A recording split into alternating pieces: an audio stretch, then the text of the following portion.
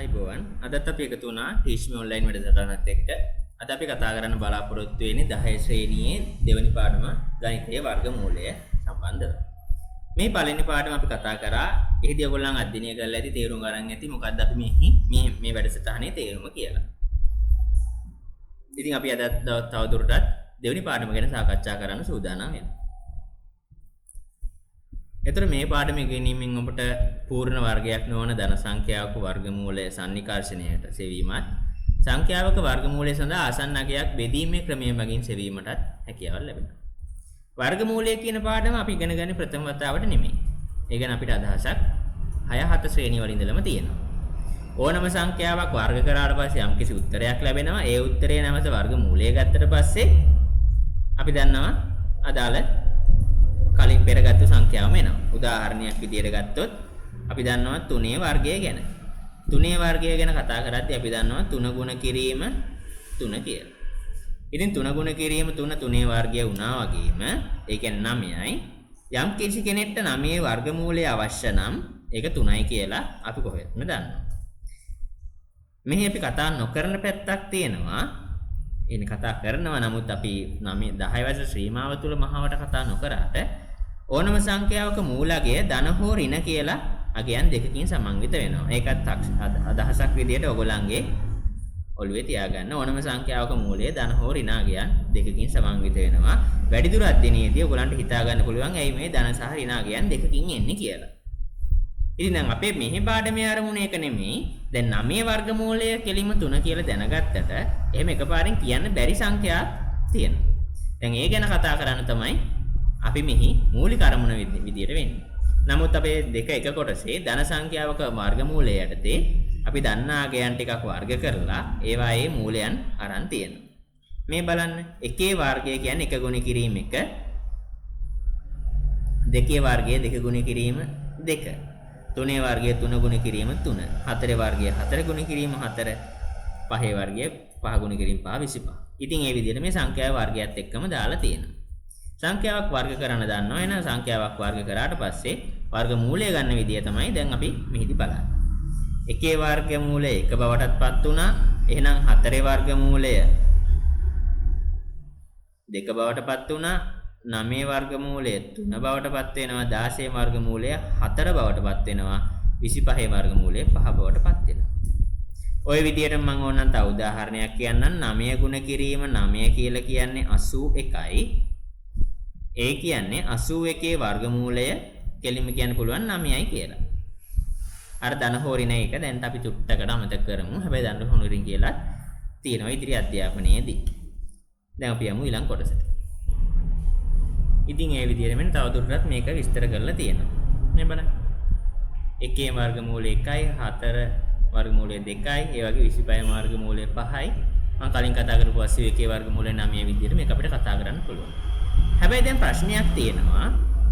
ওই විදිහට මූල ගන්න පුළුවන් මේ සංඛ්‍යාවල විතරද කියන එක. දැන් උදාහරණයක් විදිහට 16 වර්ගමූලය අපි දන්නවා 4යි. 25 වර්ගමූලය අපි දන්නවා 5යි. ওই දෙක අතර ගියන් තියෙනවනේ. ඕවල මූලයන් කොහොමද ගන්න? දැන් උදාහරණයක් විදිහට 16ත් 25ත් අතර සංඛ්‍යාවක් 20 ගැන හිතුවොත් 20 වර්ගමූල අවශ්‍ය නම් අපිට ගන්න එකපාරට ක්‍රමයක් නැහැ. 16 වර්ගමූල 4යි කියලා දන්නවා 25 වර්ගමූල 5යි කියලා දන්නවා. හැබැයි කෙනෙක්ට මෙහෙම නම් කියන්න පුළුවන්. 16 වර්ගමූල 4 වුණා නම් 25 වර්ගමූල 5 වුණා නම් අනිවාර්යෙන් 20 වර්ගමූල 4ත් 5ත් අතර අගයක් වෙන්න ඕන. තවත් විදියකින් කියනවා නම් 4යි දශම යම් කිසි අගයක් වෙන්න ඕන.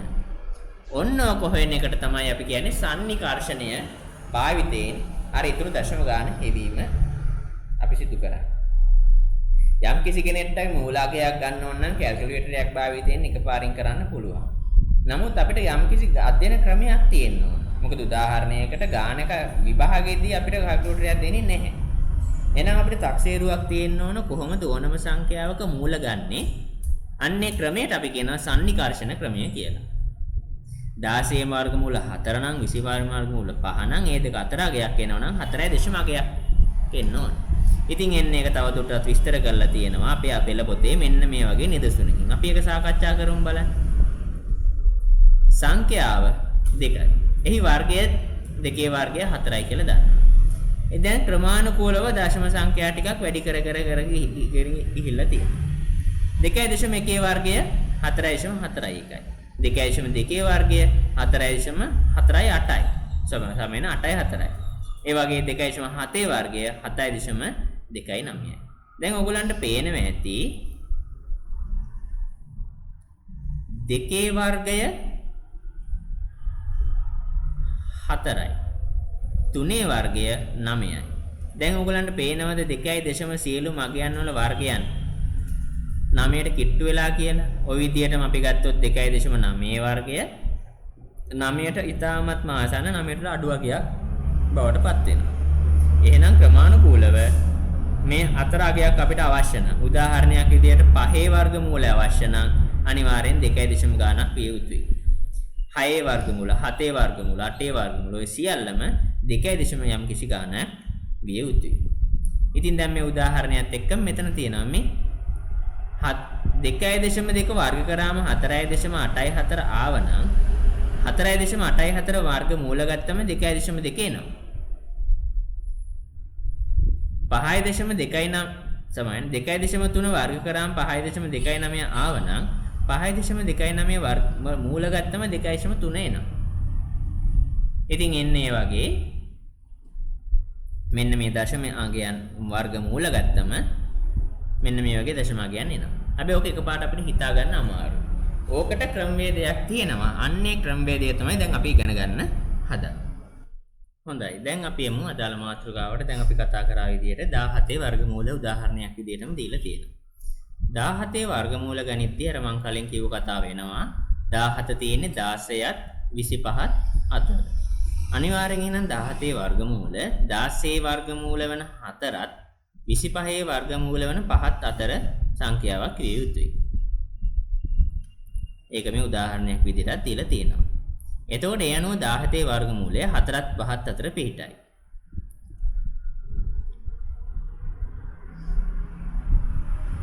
දැන් අපි හිතන්න ඕන දේ තමයි 17 වඩාත්ම ආසන්න වෙන්නේ 16ටද 25ටද කියන එක. ඒක පහසුවෙන්ම හිතා ගන්න පුළුවන්. මොකද 16 ඉඳලා 14 තියෙන එකයි. නමුත් 17 ඉඳලා 25ට අපිට පෙන්වනු කරනවා 8ක වෙනසක්.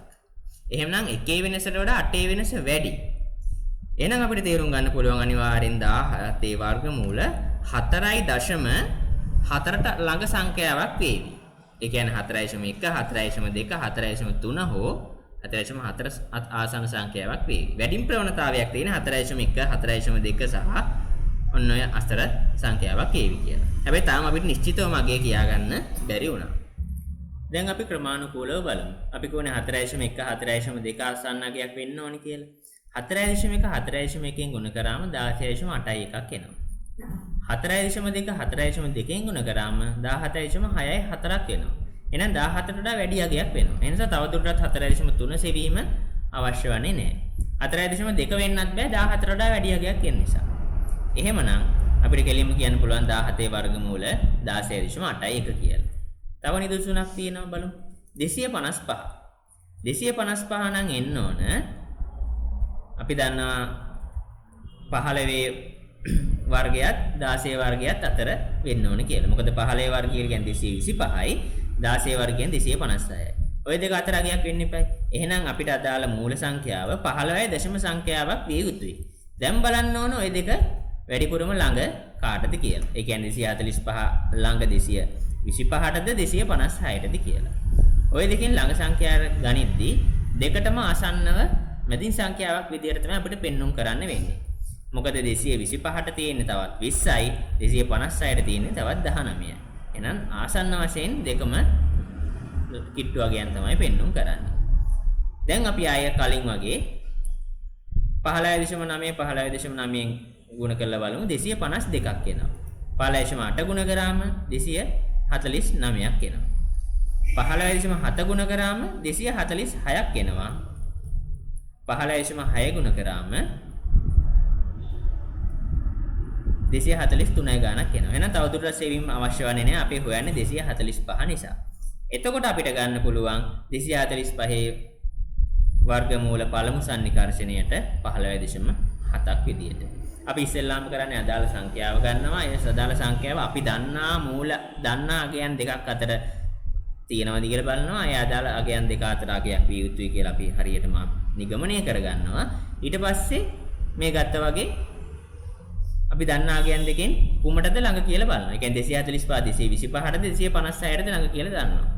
ඉතින් මෙතනින් නම් 245 සහ 225 256 සැලකීමේදී 256ට ළඟයි කියලා අපිට පෙන්වුම් කරනවා. එහෙමනම් උඩ පැත්තේ ඉඳලා ආදේශ කර එනවා. නමුත් තාම නිවැරදිම ක්‍රමය මේක නෙමෙයි. තවත් අපිට ක්‍රමයන් ඉස්සරහට ගන්න පුළුවන්. අපි දැන් දැනට අධ්‍යයනයේදී සන්නිකර්ෂණය මේ විදිහට හිතාගමු. දැන් අභ්‍යාසිකුත් දීලා තියෙනවා. මූල 5 යගේ, මූල 20 යගේ, මූල 67 යගේ, මූල 115, මූල 1070 යගයන් හොයන්න අභ්‍යාසිකුත් දීලා තියෙනවා. මෙන්න මේ නිදසුන් ක්‍රම භාවිතයෙන් ඔයගලන්ට මේ අභ්‍යාසය කරන්න පුළුවන්. දැන් වර්ගමූල ගන්න තවත් ක්‍රමයක් ගැන කතා කරනවා. සන්නිකර්ෂණීය ක්‍රමය දැන් අපි කතා කරා. දැන් කියනවා බෙදීමේ ක්‍රමයක් ගැන. නමුත් අපි වැඩිපුරම භාවිතා කරන්නේ සන්නිකර්ෂණ ක්‍රමය තමයි. නමුත් මේ ක්‍රමයත් අපි අධ්‍යයනය කරලා තියෙනවා න දැනුම පරිපූර්ණ වෙන්න නම්. බෙදීමේ ක්‍රමයේදීත් දැන් අපි උදාහරණයක් විදිහට ගානක් දීලා තියෙනවා 1764 වර්ගමූල සොයන්න. එතන 1764 වර්ගමූල සොයද්දී මේ බලන්න කරලා තියෙන දේ 17 සහ 64 වෙන වෙනම ලියුවා. 1764ම තමයි. හැබැයි 14 සහ 64 වෙන වෙනම අගයන් දෙකට ලියුවා. දැන් අපි බෙදනවා. 17 වෙනමත් 64 වෙනමත්. 17 4ෙන් බෙදුවම ඇයි 4ෙන් බෙදන්නේ? මොකද අපි දන්නවා 4 වර්ගමූලයන් දන්න නිසා. ඒ කියන්නේ වර්ගමූල දන්නා කයකින් තමයි බෙදන්නේ. 4 වර්ගමූල අපි දන්නවා 2යි කියලා. ඒ නිසා අපි 4ෙන් බෙදලා බලනවා. 17 4ෙන් බෙදුවම 4ක් එනවා. ඒ නිසා 4ක් අතර 16 එකක් ඉතිරි වුණා. ඒක තවදුරටත් අපි පල්ලෙහාට අරන් බලද්දී එක පල්ලෙහාට ආව. දැන් මේ 64ත් පල්ලෙහාට අරන් ඇවිල්ලා බලනවා. දැන් ඊට පස්සේ දැන් අපේ ඊළඟ පියවර තමයි මේ ඉරටුඩින් ආවනේ 4 2කින් ගුණ කරනවා. මේ නිල් පාටින් ඉරකින් ඇඳලා තියෙන්නේ ඒකම තමයි. 4 2කින් ගුණ කරාම 8යි. 8න් පස්සේ මෙතන හිස්තැනක් එනවා. මේ හිස්තැනටත් උදාහරණයක් විදිහට මෙතෙන්ටත් එකම ඉලක්කම එන්න ඕන. මේ 82 ගුණිතය 82 වරක් 2 164ට සමාන හෝ ඊට අඩු වගේක් එන විදිහට. මොකද්ද මම නැවත කියන්නම්. දැන් අපි මෙතෙන්ට ගම් බෙදාගෙන ආවා. එකක් ඉතුරුනා 64 එහෙම පල්ලෙහාට ගත්තා. දැන් මෙතන තියෙන 4නේ. මේ 4 2කින් ගුණ කරනවා. මෙතන 5 තිබ්බනම් 5 2කින් ගුණ කරනවා. එන්නේ උත්තරේ 8යි. 8 එහෙම්ම ලියලා මෙතන හිස්තැනත් පිරවීම තමයි දැන් අපේ අරමුණ. මේ හිස්තැනත් පිරවිය යුත්තේ ඒ දෙකේ ගුණිතය. ඒ කියන්නේ මේ සම්පූර්ණ එකත් මේ මෙතන දාන හිස්තැන එකත් ගුණිතය 164ට සමාන හෝ අඩු වෙන විදියට. දැන් මෙතන 164 නිසා තමයි ඒකට සමාන වෙන්නේ. වෙන අගයක් තිබ්බනම් එම අගයට සමාන හෝ අඩු වෙන විදියට. මේ බලන්න. ඉතින් ඒ නිසා සමාන හෝ අඩු වෙන විදියට එක දැම්මොත් 81 වරක් 1 81යිනේ. ඒක ගැලපෙන්නේ නැහැ. දෙක දැම්මොත් 82 වරක් 2 164යි හරියටම ගැලපෙනවා. ඉතින් එහෙමනම් අන්තිම පිළිතුරු විදියට 164 ගෙන් බිඳුවයි අන්තිම පිළිතුරු විදියට අපිට 82 ගන්න පුළුවන්. තවත් උදාහරණයක් තියෙනවා. මේ බලන්න. 3.6යි 1. අපි මූල දන්න අගයකින් බෙදුවොත් එකකින් බෙදන්න වෙන්නේ. ඊට වඩා අඩු අගයන් දන්නේ නැහැනේ. වැඩි අගයන් දන්නේ නැහැනේ. 3ට මූල දන්න. එකෙන් බෙදුවොත් එක්වරක් 1යි 3න් එකක් ගියාම 2යි. දැන් කලින් අගේ මේ තියෙන අගය දෙකෙන් ගුණ කරනවා 2යි. මේ හිස්තැන එන්න ඕන මේ අගයත් මෙතනින් 261 වෙන විදියට. අපි නිකමඩ හිතුවොත් 21 දැම්මොත් 21 වරක් 1 21යි. 22 දැම්මොත් 22 වරක් 2 44යි. හැබැයි ඒ වගේ ක්‍රමානුකූලව ලොකු අගයකට අපිට යන්න වෙනවා කියලා අපිට තේරෙනවා. ඒ නිසා තමයි 29 දාලා තියෙන්නේ. 29 9ෙන් ගුණ කරොත් අපි දන්නවා 261 කෙලින්ම එනවා කියලා. එහෙනම් 29 9ෙන් ගුණ කරාම 261යි. 261කින් 261ක් ගියාම බිඳුවයි.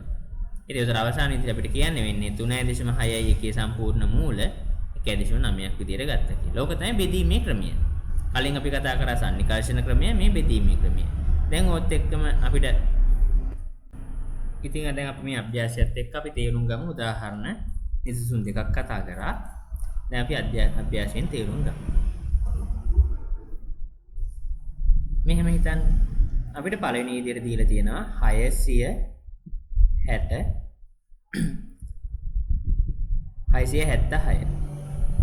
දැන් මේකත් අපි අර විදිහට ලියාගෙන වෙන වෙනම බෙදන්න පටන් ගමු. ඉතින් බලමු දැන් 676. දැන් අපි ඉස්සෙල්ලාම මේක වම් පස සිට ක්‍රමානුකූලව වෙන් කරගන්න ඕන. ඒ කියන්නේ අපිට මේක වෙන් කරගන්න පුළුවන් 6 වෙනම 76 වෙනම. දැන් අපි බෙදන්න පටන් ගමු. මේ බෙදීමේ ක්‍රමය නිසා බෙදන්න පටන් ගමු. සන්නිකර්ෂ ක්‍රමය නෙමෙයි මෙහිදී භාවිතා කරන්නේ. දැන් අපි බෙදන්න ගත්තම හොඳට බලන්න 6 තියෙනවා. 6ට වඩා අඩු අපි දන්න මූල ධන සංඛ්‍යාව මොකද්ද? 6ට වඩා අඩු අපි දන්න මූල ධන සංඛ්‍යාව තමයි 4. 4 නම් 4 මූල 2 නිසා අපි 2කින් බෙදලා බලමු. 6 2කින් බෙදුවම අපි දන්නවා 2යි. ඉතුරුයි තමයි යම්මගේ අග. දෙවරක් 2 4යි. එහෙනම් 6න් 4ක් ගියාම 2ක් ඉතුරුයි. මේ 76 දැන් පල්ලෙහාට ගේනවා. 76යි. දැන් මේ උඩින් එක්කෙනා දෙගුණ කරලා මෙතනින් ලියනවා. උඩ එක්කෙනා දෙගුණ කරාම 4යි. දැන් මෙතන හිස් තැනක් තියෙනවා පුරවන්න, මෙතන හිස් තැනක් තියෙනවා පුරවන්න.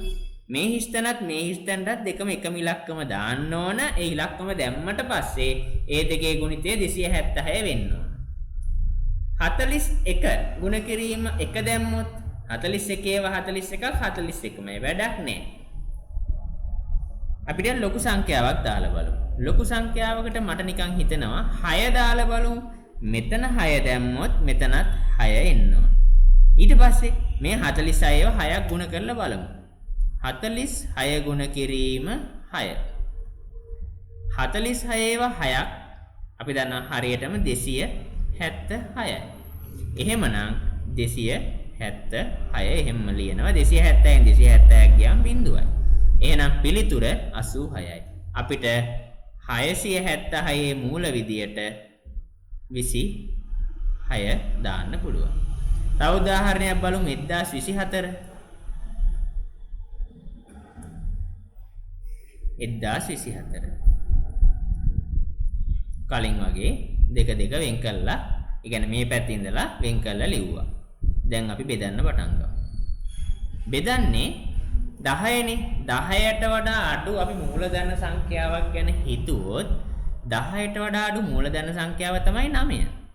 9 මූල 3යි. 3ෙන් බෙදමු. 10 3ෙන් බෙදුවම 3යි. 3 වරක් 3 9යි. 10න් 9ක් ගියාම 1යි.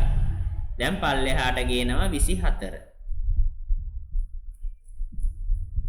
දැන් මෙතනින් ලියනවා මෙන්න මේ මෙතනින් ඉන්නේ මෙයාව. මෙන්න මේ 3 දෙගුණ කරලා. 3 දෙගුණ කරාම 6යි. මෙතන හිස් තැනටත් මෙතන හිස් තැනටත් එකම ඉලක්කම දාන්න ඕන. 1 දැම්මොත් 61 ඒව එකක් 61යිනේ. 124 හැදෙන්නේ නැහැ. 2 දැම්මොත් 62 ඒව දෙකක් 62 ඒව දෙකක්. හරිනේ 124යි නේද? එහෙනම් 2 හරි. 2 එහෙනම් මෙතනට 2. 60යි 120යි 2යි 4යි 124යි. 124න් 124ක් ගියාම බිඳුවයි. එහෙමනම් 1024 වර්ගමූල ගත්තම 32 කියලා එනවා.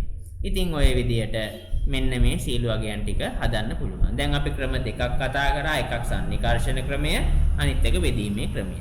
ඉතින් ওই ක්‍රම දෙකෙන්ම අපිට ඔව හදන්න පුළුවන්. දැන් ඊළඟට කියනවා 3යි 2 ගැටළු විසඳීම සඳහා වර්ගමූලය යොදා ගන්න ආකාරය. ගැටළු විසඳීම සඳහා වර්ගමූලය යොදා ගන්න. දැන් අපි පැත්තට ප්‍රශ්නයක් තියෙනවා. දැන් අපි වර්ගමූලය හෙව්වා තමයි. ඇයි වර්ගමූලය හොයන්න හේතුව? ඕනම දෙයකට හේතුවක් තියෙන්න එපා. දැන් අපි දැනින් දැනගත්ත වර්ගමූලයේ දන්න අගයන් ටිකක් තියෙනවා. උදාහරණයක් විදිහට 1 4 9 16 25 36 81 100. ඒ වගේ වර්ගමූල නොදන්න එකක ගන්න පුළුවන් ක්‍රම දෙකක් කතා කරා. එකක් සන්නිකර්ෂණ ක්‍රමය, අනිත් එක බෙදීමේ ක්‍රමය.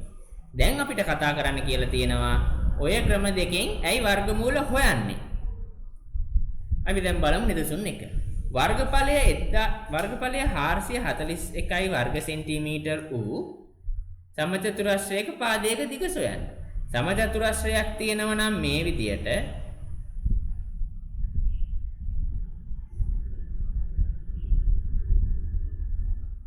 මේකේ වර්ගඵලය 441යි නම් අපි දන්නවා මේ පාදයේත් ගුණිතය මේකේ x නම් මේකේ x නම් ওই දෙකේ ගුණිතය තමයි 441 ආවේ. එහෙනම් x වර්ග සමානයි 441.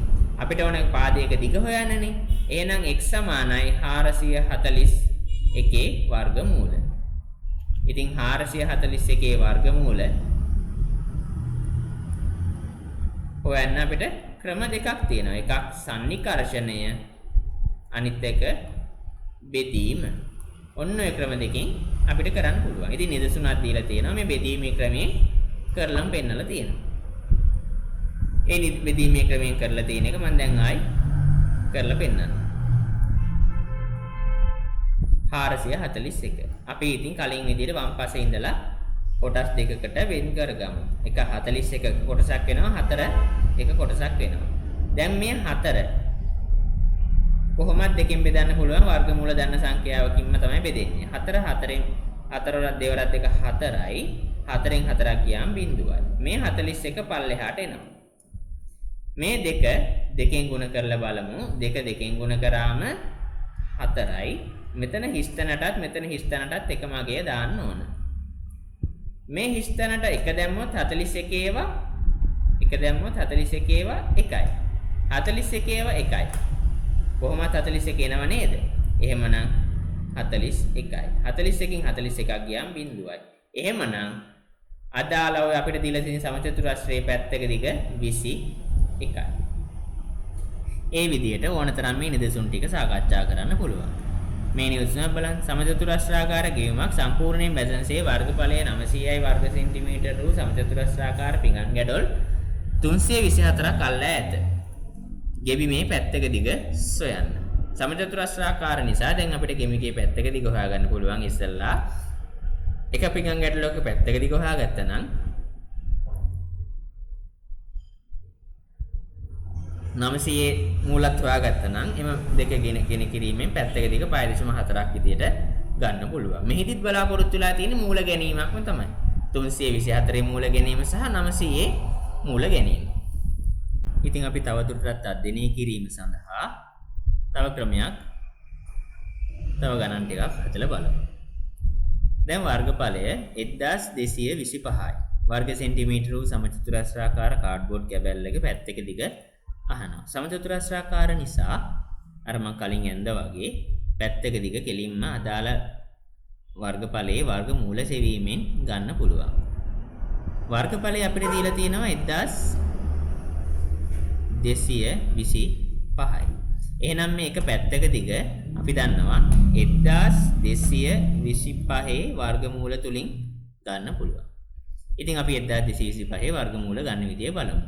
කලින් ඊට තේරුම් ගන්නත් එක්ක සීළු ක්‍රම තේරුම් ගන්නත් එක්ක අපි 2 අභ්‍යාසය කරලා බලමු. 2 අභ්‍යාසයේ පළවෙනි ගානේ විදියට තියෙනවා. හොඳයි. දැන් මේ හදපු සීළු තේවල් තේරුම් ගන්නත් එක්ක අපි 2 අභ්‍යාසය කරලා බලමු.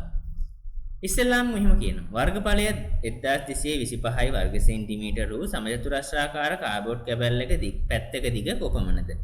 සමචතුරස්‍රාකාර නිසා අපිට හරිම පහසුයි. අපි දන්නවා සමචතුරස්‍රාකාර වස්තුවක පැත්තක දිග කෙලින්ම අදාළ වර්ගඵලයේ වර්ගමූල සෙවීමෙන් ගන්න පුළුවන්. දැන් හිතන්න මම මේ ඇඳ සමචතුරස්‍රයක් කියලා. දැන් මේකේ කියලා තියෙනවා මේකේ වර්ගඵලය කීයද කියලා. එතකොට වර්ගඵලය අපිට කියලා තියෙනවා 1225යි. මේකේ පැත්තක දිග නම් ඕන මට 1225 වර්ගමූල ගැනීම ප්‍රමාණවත්. දැන් අපි බලමු වර්ගමූල ගන්නේ කොහොමද කියලා. කලින් වගේ 12ත් 25ත් වෙන වෙනම ලියාගමු. දැන් මේක බෙදන්න පටන් ගමු. 12ට වඩා අඩු මූල දන්න අගය 9යි. 9 මූල 3 නිසා 3 මෙතනින් ලියනවා 3 මෙතනින් ලියනවා. 3 වරක් 3 අපි දන්නවා 3 වරක් 3 9යි කියලා. 12න් 9ක් ගියාම 3ක් ඉතිරි. මේ 25ත් පල්ලෙහාට හැම එනවා. දැන් මෙතන තියෙන අගය මෙන්න මේ 3 කියන අගය දෙගුණ කරලා මෙතනින් ලියනවා.